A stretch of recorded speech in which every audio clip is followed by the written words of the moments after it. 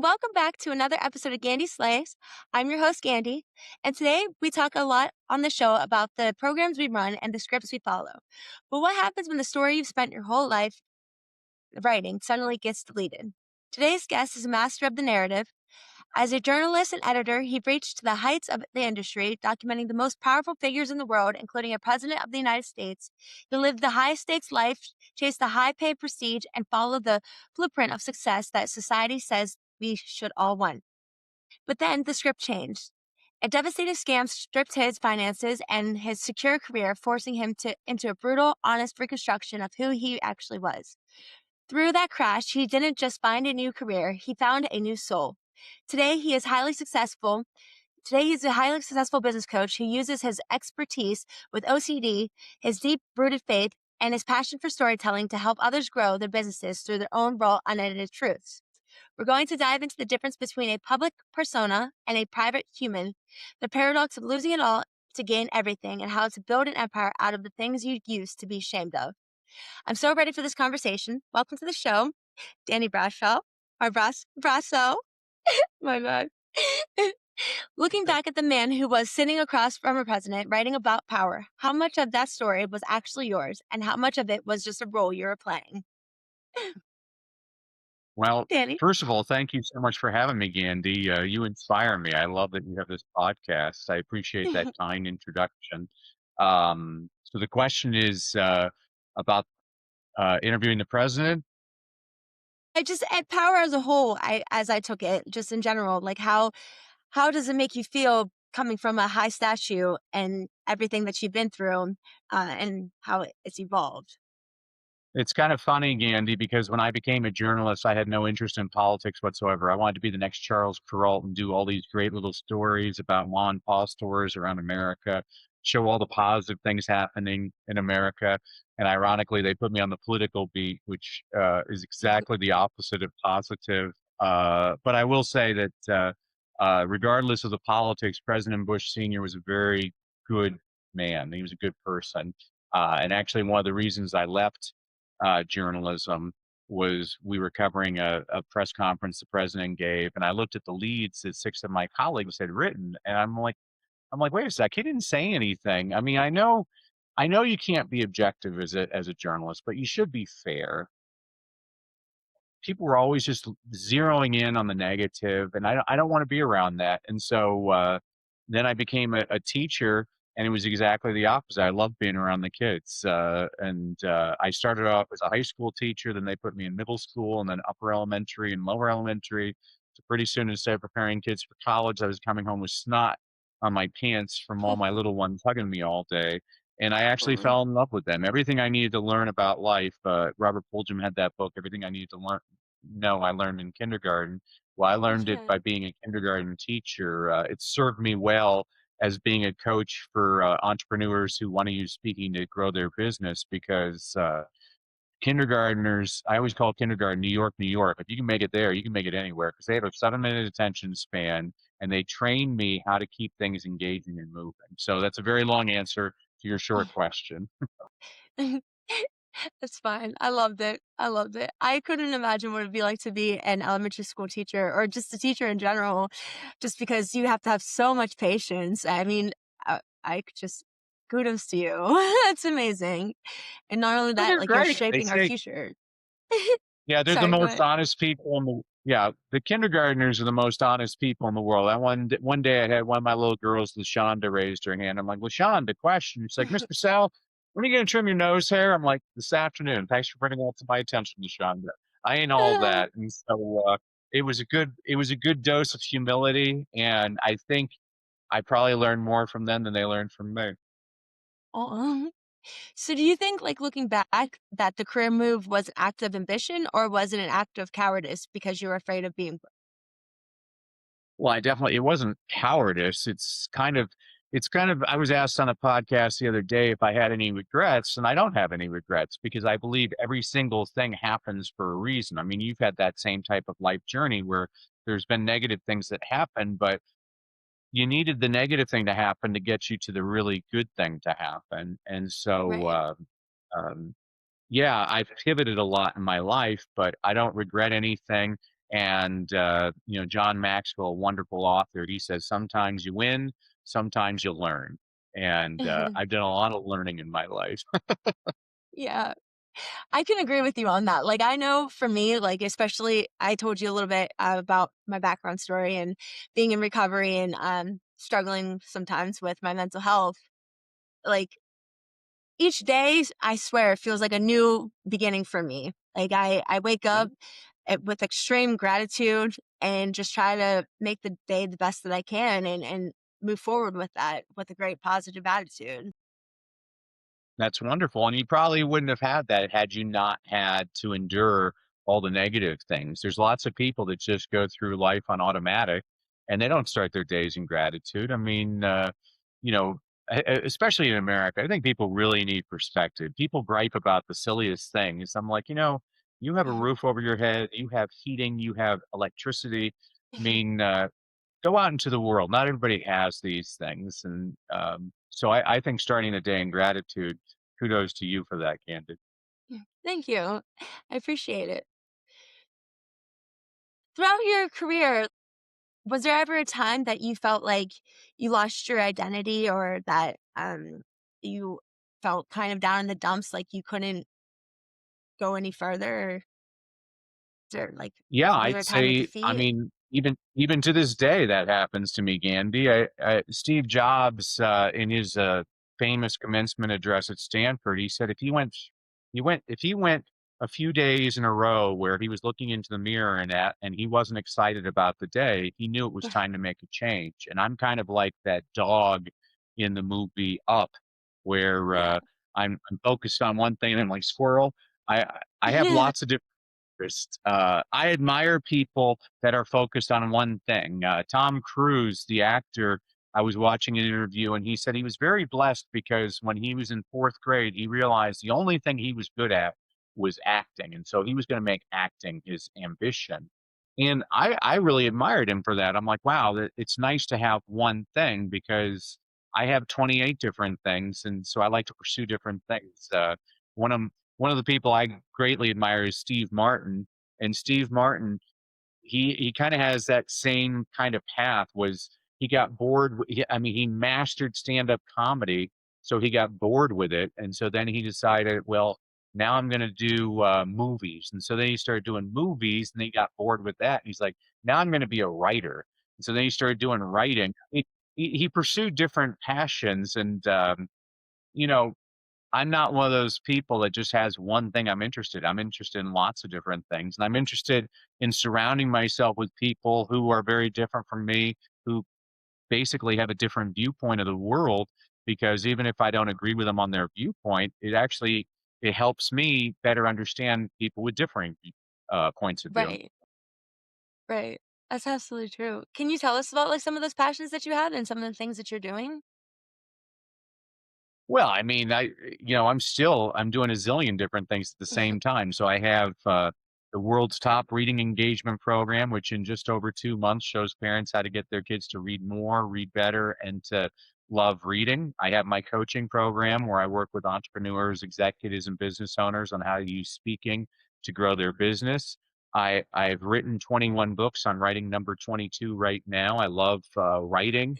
I still go out and speak at least 100 dates a year. I'm actually flying tomorrow to a speaking engagement.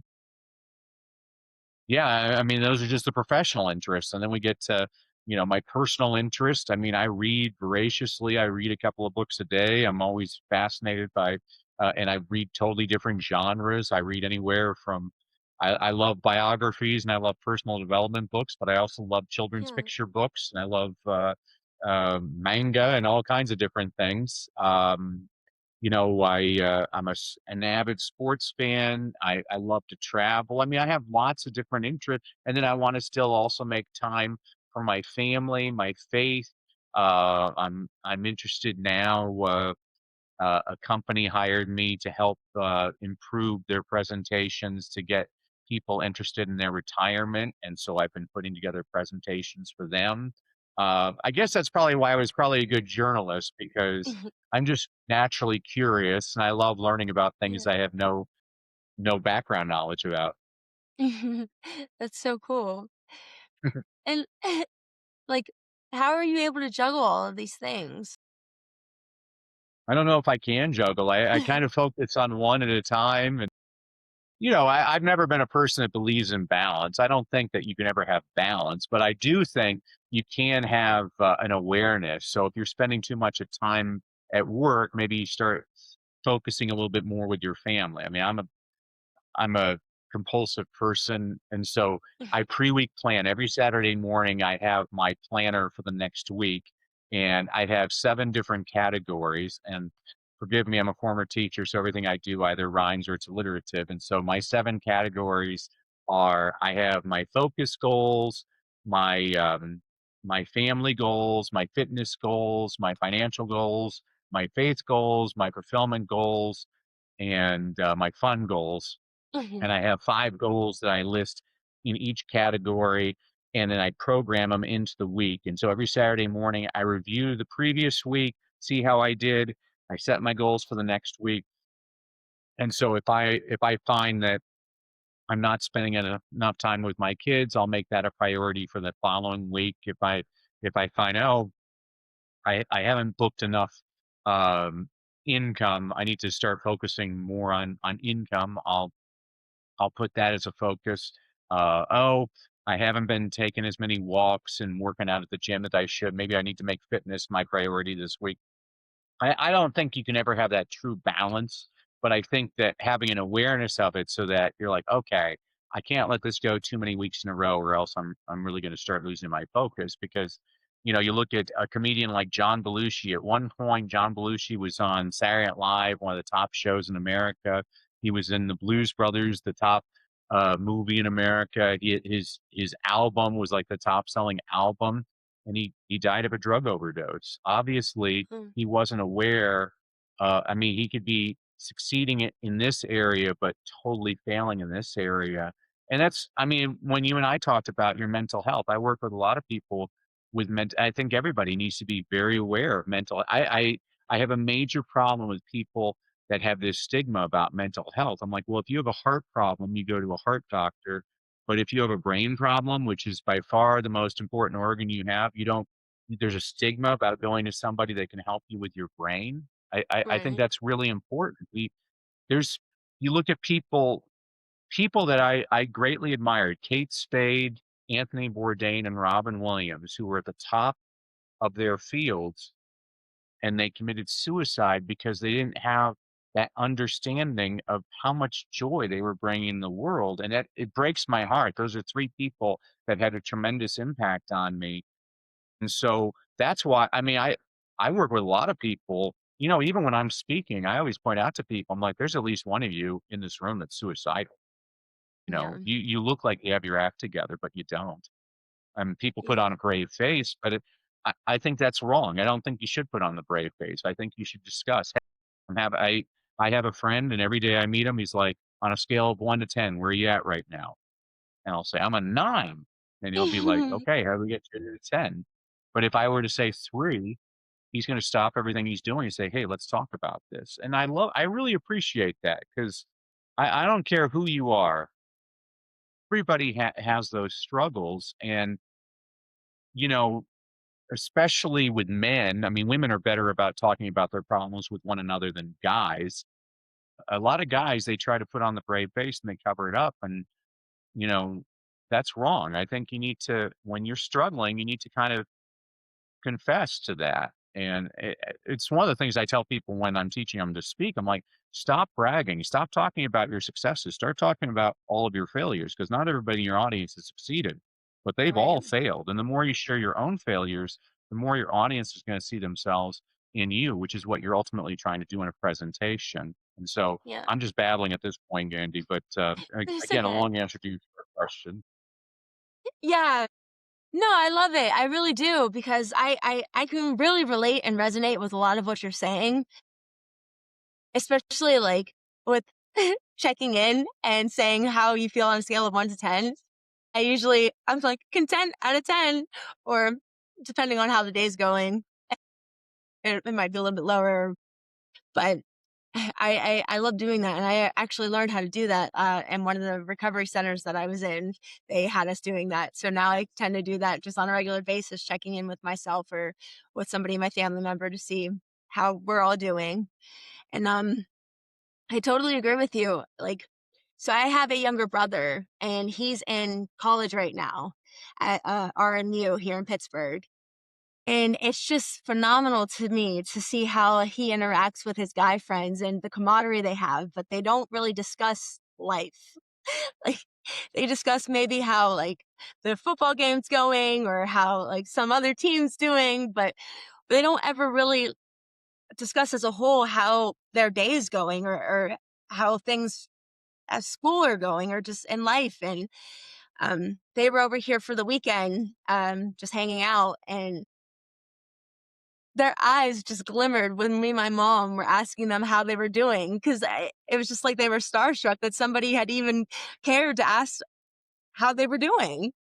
And it just, I don't know, it just fascinates me, and it really made my day just to be able to be there and talk through them with some of the stuff that they were going through.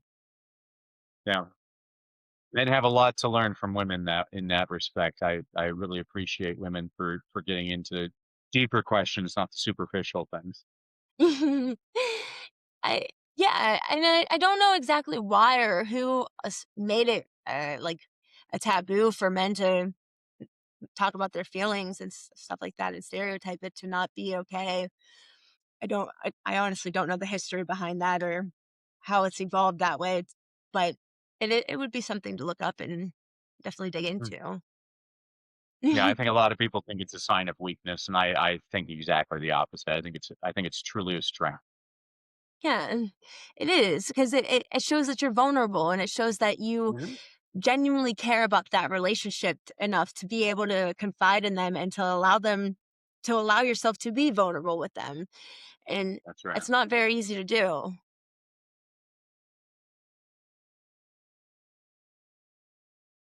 So I don't know what to say now. I guess for you as a man, like, what is something that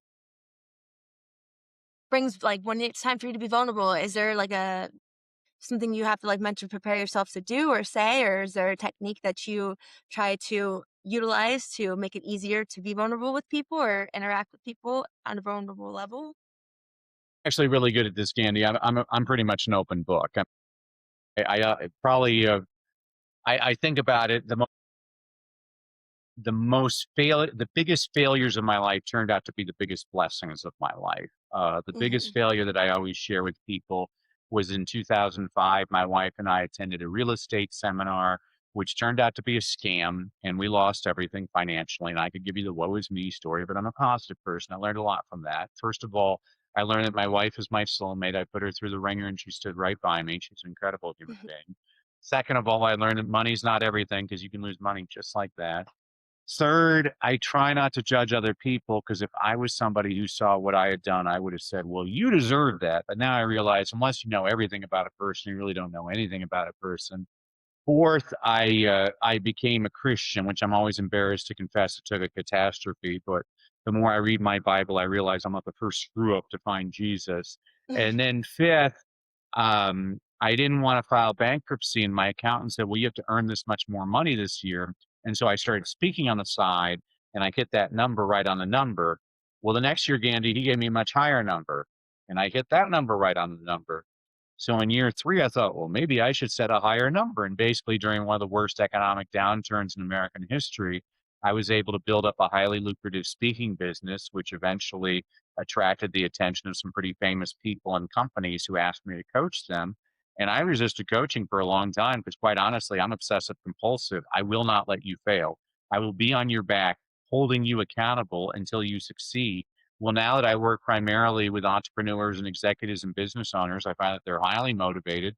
They do the work. It's probably been the most gratifying thing I've ever done. But I don't get to that point unless I have this low point. And that's what a lot of people don't realize is they think that success is point A to point B. I'm like, no, no, no, no. Success is point A to point S to Mhm. point Q to point L. to point B. There's lots of different detours along the way. And if you're at a low point, just realize that your story's not over yet. Your story's still being written. And I know that someday I'm going to meet my Lord and Savior, and He's going to be laughing. He's going to be like, "Oh, I remember when you were stressed about that." But I knew that this was what was around the corner. And I mean, it's amazing when I think about that. Like, that's why I don't live life with regrets. Is whenever I'm down, there's a reason for that. I'm actually very grateful for a lot of the thing, definitely the real estate thing, because one of the things that I suffered from was a lack of humility, and that really humbled me. Yeah. And it gave me empathy for other people with their problems. I mean, you shared your problems with me off air, and I mean, it just touched me so much because you know, I haven't had those issues, but I've had my own set of issues. And so I can empathize with what you went through and understand that it was a huge struggle for you to overcome those issues. And I admire that's why I love the movie Rocky. Why would anybody not like the movie Rocky? Rocky gets pounded in the face, it hits the ground, but he always gets back up. That's what I admire. I admire your Yeah. failure is not final unless you stay on the ground. Keep on getting back Right. up. I knew a better chapter's always coming later. That was beautifully put. So, I mean, through all of this, like, and your coaching and everything that you've been through, what would you say would be like the biggest growing point for you? Like, what was the hardest part for you to overcome? Well, I mean, I was speaking at an event, and the first two speakers, their themes of their talks were enjoy the journey. And I guess I was feeling facetious that day, so I got on stage and said, "You ever notice the people who say enjoy the journey have already succeeded?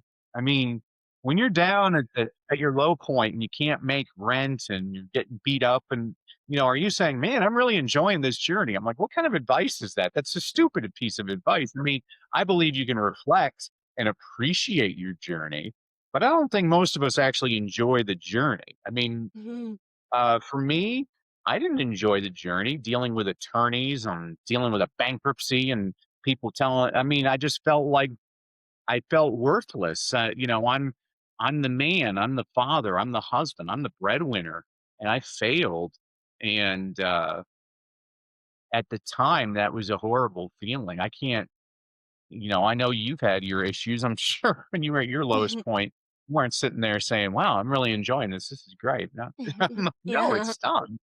I think we can reflect, and again, this is why I don't live life with regrets. Is no, because I don't want to get like biblical on because I know there's plenty of people in your audience. They're not Christian, and I don't believe me. I understand the thing about Christians. I have a philosophy. I want my Christianity to be a verb, not a noun. There's a lot of people that say they're Christians that are rotten human beings, just Yeah. horrible. Matter of fact, the most horrible people in my life have all been Christian. They haven't been Muslim. They haven't been Jewish. They've been Christian. They were the worst people in my life. I'm a Christian saying this. It's disgusting to me. But there's a point in the Bible in Genesis, it's 50:20, where uh, Joseph, his brothers tried to kill him and left him for dead. And Jacob, their father, has just passed away. And they're like, oh no, now the dad's dead. Joseph's going to take his vengeance out on us. And so they go up to Joseph. And they're like, hey, Joe, before dad died, he said to us, like, you're not supposed to take vengeance on us for all that bad stuff we did to you in the past. And it's a really nice moment in the Bible. Joseph looks at his brother. He's like, oh, no, no, no. Everything you meant for evil, God meant for good. And I love that story because I'm like, yeah, the only reason this good thing happened to me was because I had to endure this bad thing. I don't even know what your original question was, Gandhi, but, uh, but you gotta take these things and let them serve you. One of my favorite speakers is a guy by the name of Les Brown, and he was suicidal, and, he needed to make his rent, and all of a sudden he got this tax rebate for the exact amount that his rent was. I'm like, there's no coincidence there. That's providence. That's God watching Mhm. out for him. And he has this great line. He says, suicide is a permanent solution to a temporary problem. There's so much wisdom in that line. He's absolutely right, because I've had those really dark moments and where I don't think I'm ever going to escape. I'm done. And then 6 months later, everything's hunky dory. Mhm. So for the people out there that are struggling, I know it stinks, but understand that your story is still being written and better things are ahead. That's true. That's so true.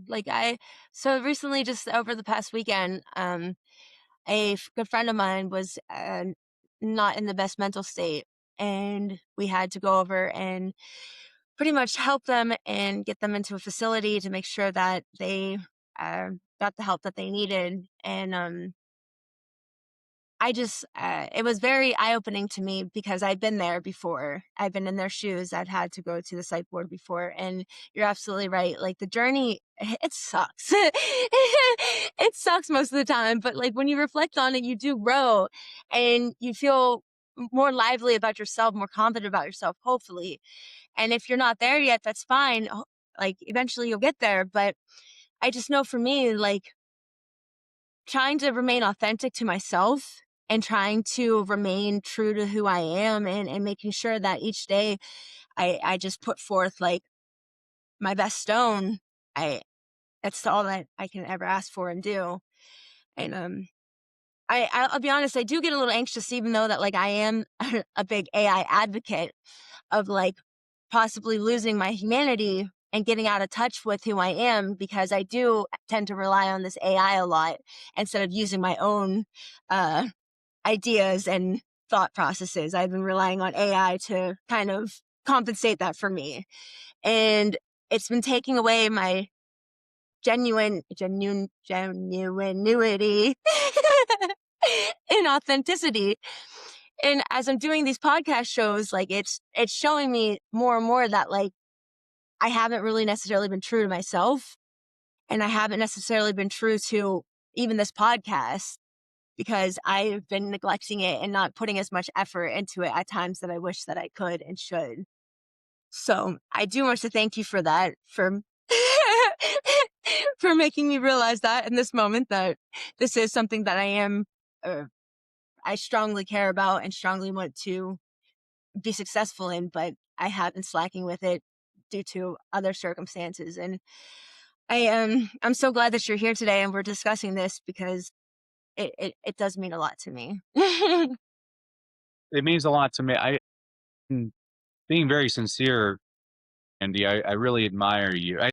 In terms of I think AI should be more about this authentic intelligence instead of artificial intelligence. AI Yeah. is never ever going to replace genuine human connection.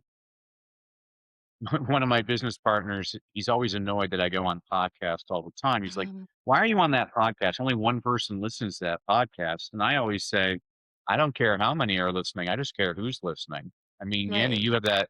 you have that power. There can be a person rock bottom and they listen to one of your episodes and they realize, you know what? Tomorrow's a new day. Like, get over it. It's the truth. Yeah. I mean, tomorrow is a new day. If today stink, I mean, my immediate focus is let's make today the best that it possibly can. But every now and then you have that day where you step in dog do and it starts to rain and somebody subpoenas you. And I mean, nothing's going right. I had this happen to me recently and I just started laughing. I'm like, all right, God, what else? Come on, give me something else. What else? Or I just started laughing. I'm like, I have no control. And that's a good lesson too, is sometimes we don't have control. A lot of us like to think that we have control. We don't have any control.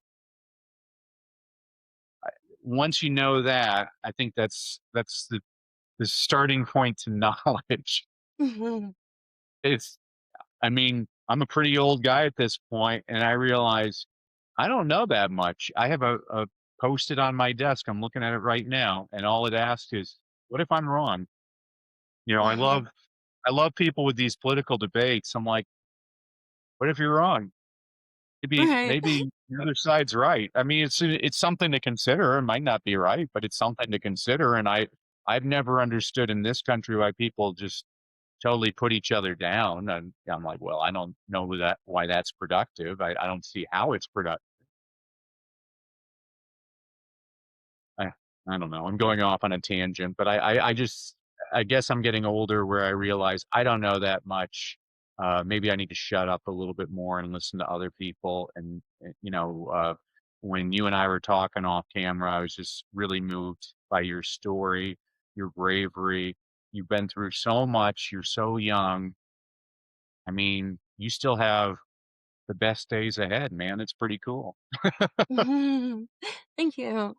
And I mean, I don't know. I feel like you have a lot of wisdom. Like even when we were talking off camera, like I I cannot express how much it meant to me that you even were able to have an open mind and just listen and have feedback for me and engage into our conversation just like we were friends and had known each other for such a long time. Like it felt so comfortable and so calming and so it made me feel so confident and just able to just discuss this with you. And it's not very often that you come by that anymore. I feel like a lot of people tend to shy away when there's genuine interaction and genuine like curiosity, and they shy away from that because they're like, oh no, you'll see my true colors. But it's like, no, that's what the beauty is in it. Like that's where you find your true self, and that's where everybody else learns to accept you as you are because you're being your authentic self and you're being true to who you are. Yeah, people are quick to judge. I mean, in everything. Like people like to gripe about politicians. I'm like, "Oh, there's one thing that Kamala Harris and Donald Trump did that you and I didn't do." And they're like, "What?" I'm like, "They ran for office." Besides from pipelines, Yeah.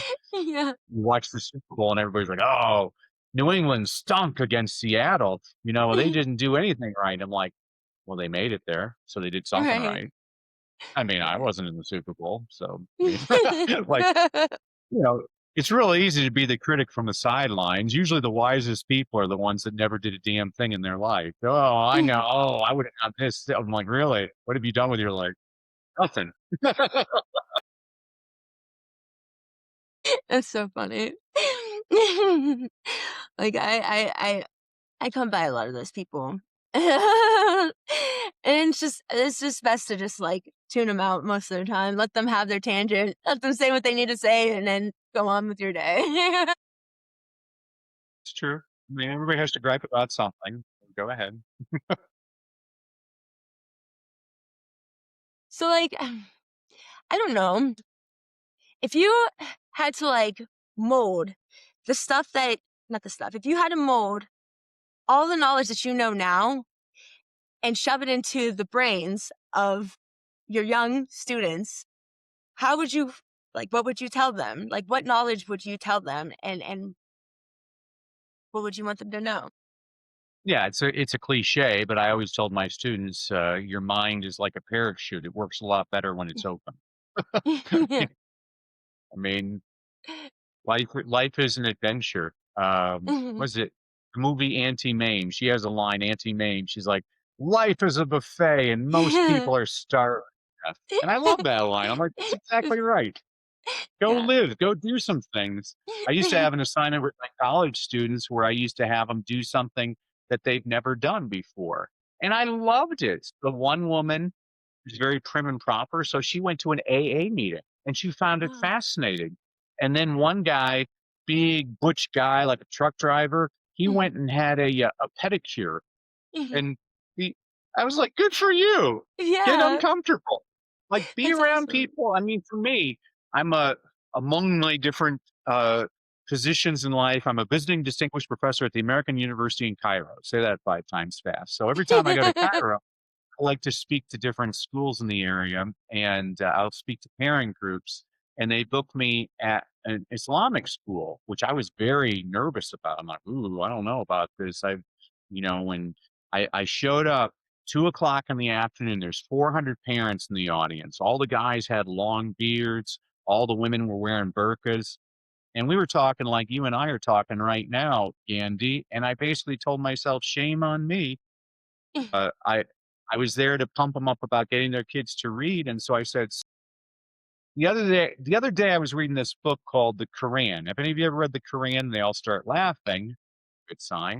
I was like, "Oh, well, then you know the story when the archangel, Gabriel appears in the cave to Muhammad. What's the first instruction he gives to Muhammad? Because the first pillar of Islam is to read."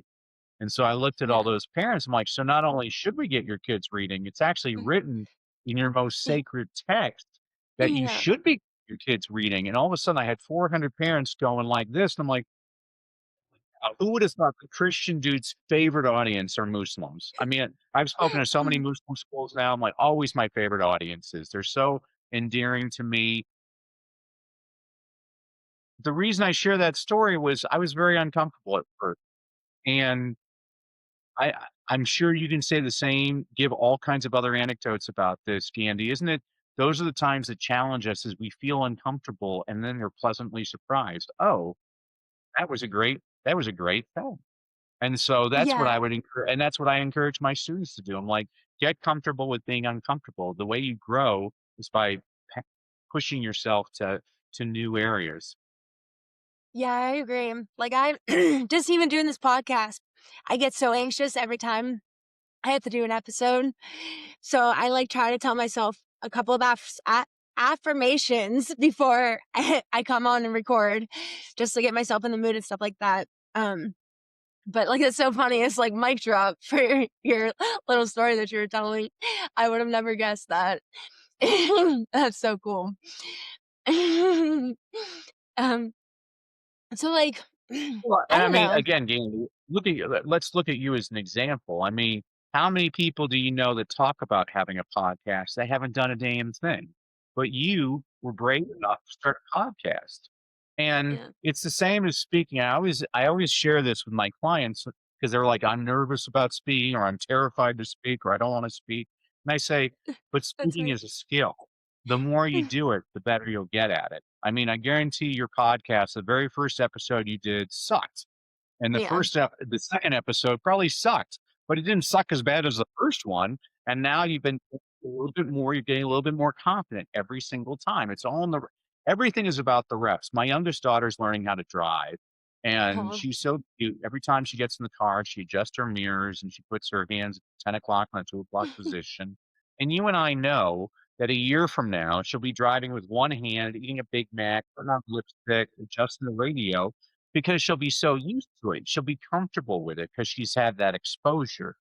right. All of it before anybody is an expert, they are an amateur. I guarantee you, every kindergartner, when they go into first grade, they're nervous. They're like, Hmm. "Oh, I don't know if I belong here." But then they feel all right. Every Yeah. every college athlete, when they become a professional athlete, they're like, "Oh, I don't know if I belong." Every Hmm. president ever set foot in the Oval Office, I guarantee you on that first day, they're like, "Whoa, I don't know if I belong here." But then you get your reps. Everything's about the reps. You just need, but you're never going to get those reps if you don't take that first step and go out in faith and be like, you know what? I'm willing to fail because the more I fail, the closer I get to my success. Yeah, that's true. And like with this podcast too, like I feel like it's kind of easy to fail on here because I want it to be raw. I want people to see the messiness. I want people to be exposed to the mistakes. Like I, even when it comes to like trying to cure everything, I'm like, I don't know if I should keep this or take that, like because I just want it to be raw and unfiltered and unedited so that people can relate to it and see that like perfection isn't everything. Appreciate that. I really appreciate that, Gandhi, because that's why I don't like social media. Because Yeah. people always portray themselves perfectly on social media. They show themselves on the beach in with their perfect body. They don't show them getting up in the morning and they didn't shave and they got zits, bloodshot eyes or Yeah. whatever. I've always said social media, it's a lot like if you ever been to Disneyland at the haunted house ride, you get into this room and it shows all these people and they're all smiling or whatever.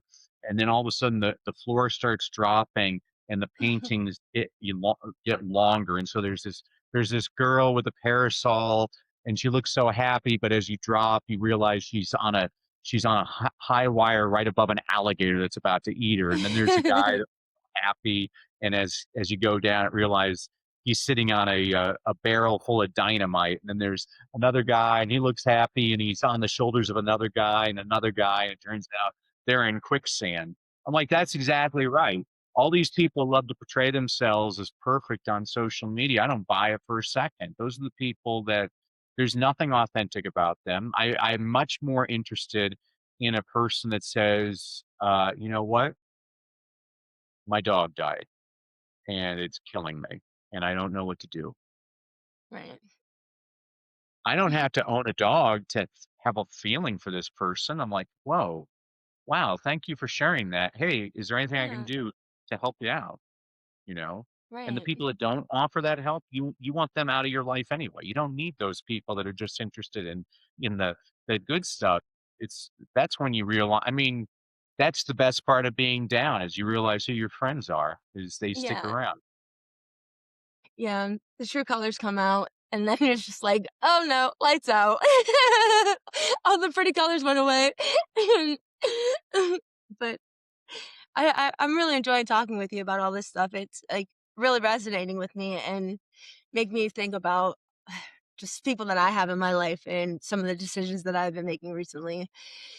Because I do like serving other people, but sometimes it just gets to be too much sometimes because I pour out more than I take, and then I'm just feeling stuck and stupid half the time because like I'm not getting it back, and it's just like why No, me? you need to eliminate those people again because some people are just takers. They take and take and take, and it's. I made a conscious decision about that. I don't need the negative Nellies in my life. I don't need the people that. There was a guy who was trying to be a speaker, and he would call me up every month, and I gave him all kinds of great strategies on what he could do. But did he ever offer to help me on anything? No. And finally, I'm like, you know what? I don't need this guy in my life. Block. Blocked him out. I don't need that. I I I was just before I was talking to you, I was talking to one of my coaching clients, and she's like the greatest person in the world. She's just she's a great human being, and I'm like, Yeah, gosh, I'm so glad I know you because she'll ask, "How are you doing? What can I do to help right. you?" And maybe I don't need anything, but it's nice that a person's offering that from time to time. It's nice when another person decides to pay for the check at dinner. Maybe I should take you up on some of your coaching. I could learn how to That's how speak it better. works with me. I mean, my coaching clients, the thing that disturbs them is they realize they're stuck with me for life because I'll contact you every few months just to see how you're doing. Because I'm obsessive compulsive. I can't stand Yeah, like I want you to dominate the world. There's no reason why you shouldn't be dominating the world. It's the same belief I had in my students. I said, hey, sometimes you need somebody else to believe in you before you believe in yourself. I believe in all of you. They only give me the best and the brightest. Let's go out and make this world a better place. You know, if I right. can do that, because I mean, when I became a teacher, when I realized Oprah Winfrey had a teacher that inspired her, I'm like, wow, if I could have that impact on a human being that they rise to that kind of power and can have such a positive impact on the world, what a good deed I did. That's so cool. I didn't know that. That is so cool. Oh, okay. I'm not alone in I know most teachers don't do it for the money. Yeah. Yeah. I don't know. What is one thing that you would say inspired you most today? I'm sorry, can you say that again? What is one thing you would say inspired you most today? What inspires me? Well, okay, so I always say the first thing that comes to my mind is my wife every single night, she likes to show me all these videos of dogs with babies, and they always just inspire me. I'm like, "Wow, just so cute." It's always great. Also, I'm watching the Olympics, and I love watching the Olympics. I don't know anything about most of the sports, and I watch it because I love the backstories on the people. It drives my wife crazy because I usually root against America, and I'm like, "Honey, who am I going to root for? The American with a microchip in his sneakers, or the barefoot Sudanese refugee who survived the Civil War?" And they do his backstory. He's like, I learned how to run running away from the bullets in my village. I'm like, of course I'm rooting for that. That was amazing. It's the most amazing story. I love that. That inspires me. That's why I watch sports in general. Is that my wife's like, "Why do you watch sports so much?" I'm like, "Because at any moment, something amazing can happen. Like it's the most real thing out there." I'm like, it's I'm not interested in political events because everything is staged. You watch like a political convention, it's like, oh, I know, ladies and gentlemen, this person, and they everything perfectly scripted. I'm not interested in that at all. I'm interested Yeah. in. I was watching. And my wife showed me a video last night of some Japanese volleyball player, and he pounded the ball, and it hit this woman on the sidelines, and slides over, totally bowing to her, apologizing, and I'm like, Yeah. "Oh, wow, what a cool there's a nice real moment." There's reality in there. All of us have that. So, yeah, I'm inspired by silly things that puppies, babies, and athletes. That's awesome. That's awesome. Um, do you have any last words or advice for our listeners out there? Well, first of all, as a thank you to you and your audience, Candy, for having to listen to me, I'm going to give everybody a freebie. If you go to freestoryguide.com, guide like a tour guide, freestoryguide.com, I'm going to give everybody their own complimentary, well-crafted story blueprint. What this is the actual process I take clients through on how you can create your well-crafted story. What this does for you is it takes the guesswork out of what story should I use and where should I put it? And what this means for you is the peace of mind that you now have a system to convert your audiences into actual clients. You can get that at freestoryguide.com. And I guess my last words of wisdom, whether I was teaching my little ones or my older ones, as they exited my classroom for the day, I always had to tell them the same refrain. I said, remember, kids, education is valuable, but execution is priceless. Knowledge is not power. Only applied knowledge is power. Knowing what the right thing to do and doing the right thing are two very different things. Let's all go out, do the right thing, and make this world a better place. And you're making the world a better place with this podcast, Candy. I appreciate all of you do. I love that. That's so beautiful. All right, thank you guys. It's been another wonderful episode of Danny Slays. I'm your host, Gandy, and this is my wonderful guest, Danny Brassell. Don't forget to like and subscribe, and we'll catch you on the next one. Bye.